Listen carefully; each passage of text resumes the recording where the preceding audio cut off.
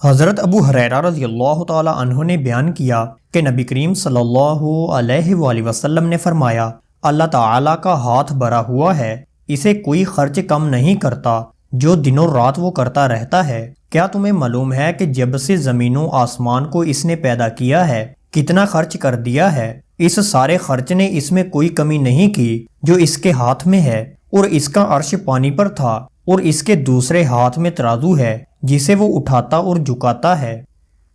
مغیرہ رضی اللہ تعالی عنہ نے بیان کیا کہ سعد بن عبادہ رضی اللہ تعالی عنہ نے کہا کہ اگر میں اپنی بیوی کے ساتھ کسی غیر مرد کو دیکھوں تو سیدھی تلوار سے اس کی گردن مار دوں۔ پھر یہ بات رسول اللہ صلی اللہ علیہ وآلہ وسلم تک پہنچی تو آپ صلی اللہ علیہ وآلہ وسلم نے فرمایا کہ کیا تمہیں سعد کی غیرت پر حیرت ہے؟ بلا شبہ میں ان سے زیادہ غیرت مند ہوں، اور اللہ تعالیٰ مجھ سے زیادہ غیرت مند ہے، اور اللہ نے غیرت ہی کی وجہ سے فواحش کو حرام کیا ہے، چاہے وہ ظاہر میں ہو یا چھپ کر، اور معذرت اللہ سے زیادہ کسی کو پسند نہیں، اسی لیے اس نے بشارت دینے والے اور ڈرانے والے بھیجے، اور تعریف اللہ سے زیادہ کسی کو پسند نہیں، اسی وجہ سے اس نے جنت کا وعدہ کیا ہے۔